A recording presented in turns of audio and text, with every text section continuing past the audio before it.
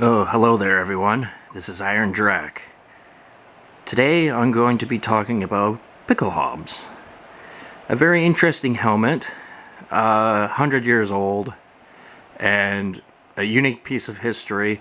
If you collect military, not just, German stuff, but any military at all, in my opinion, you can't say you're a serious collector of helmets if you do not have a PickelHaube.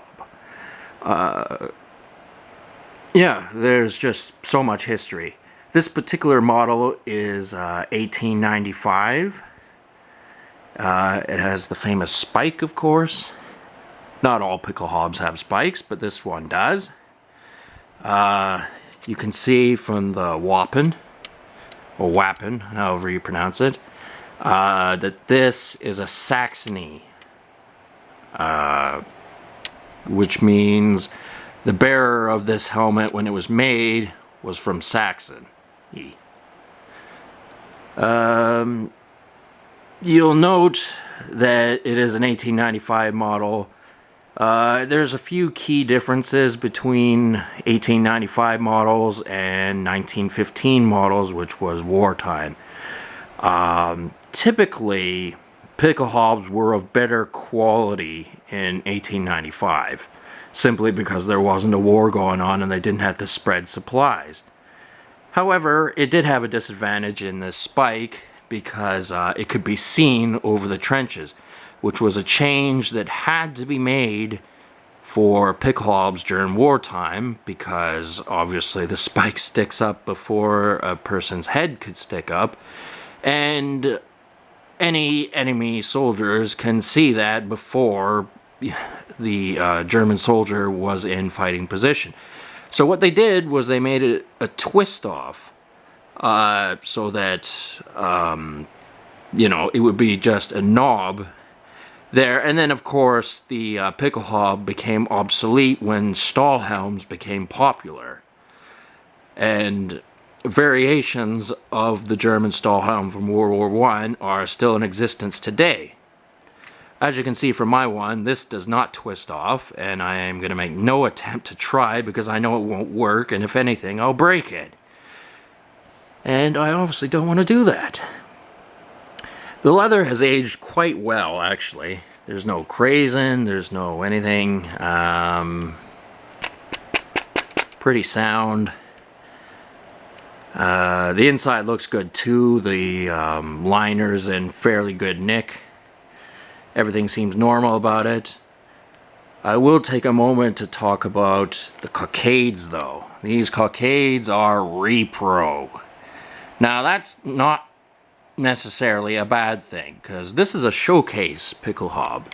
It's meant to look good, and it does look good. And real cockades, A, are expensive, and B, usually not in greatest shape, just simply because of the mechanics of how they work.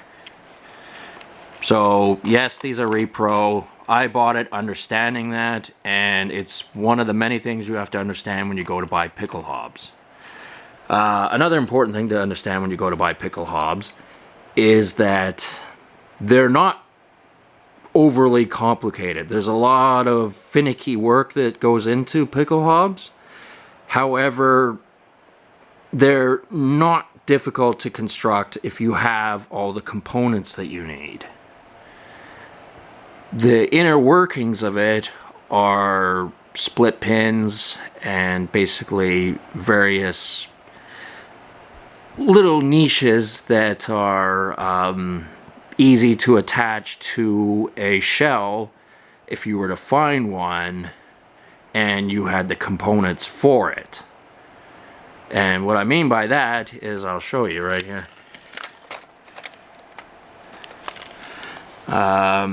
Those four, they're thin little metal straps. That's what's holding the spike up. And I don't think they've been monkeyed around with, but an expert hand could have done it if they had an empty shell. The thing is, empty shells are going to be hard to come by. because odds are, since this thing is over 100 years old, somebody's come along and done it before you. Collecting militaria is not a new thing. However, in 1895, they probably weren't thinking that a collector from 2020 would be interested in their headgear. Show you a little bit more of the inner workings of this this helmet, if I can. I almost got it there. Oh, come on. It's not easy to do with one hand, or two hands I should say.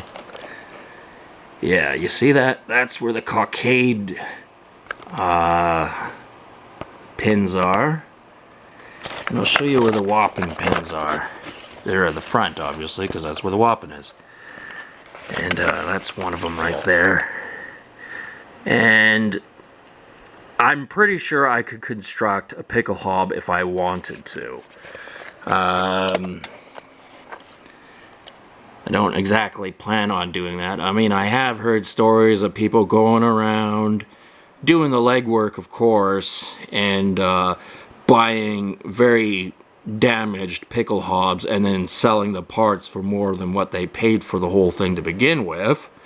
Because a lot of people who don't know PickelHaubes don't know that their components are worth a lot more than if the helmet's in serviceable condition or not. It's a bit of a cheesy thing to do. I don't like hearing stories of people who paid 25 bucks for a ramshackle helmet and took the components apart and sold them and made hundreds of bucks, because that theoretically could be done if you were in the right place at the right time, and it most certainly has happened. I understand why people do that, because as I said, it requires legwork, it requires time and effort, gas money, what you name it. That's what it takes.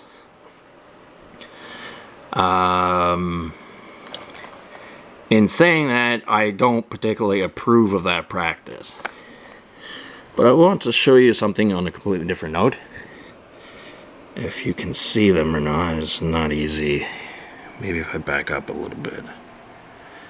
Well, anyway, there's a set of numbers here. You probably just barely make out the one on the right if you can. 1913, which was before World War I.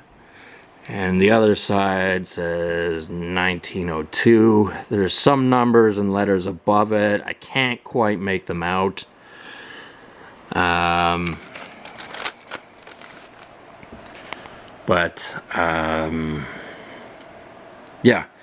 those are timestamps.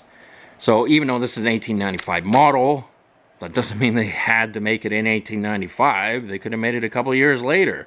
It wasn't until 1915 where they made some changes to it, and 1915 was also the last year PickelHaubes were widely used anyway.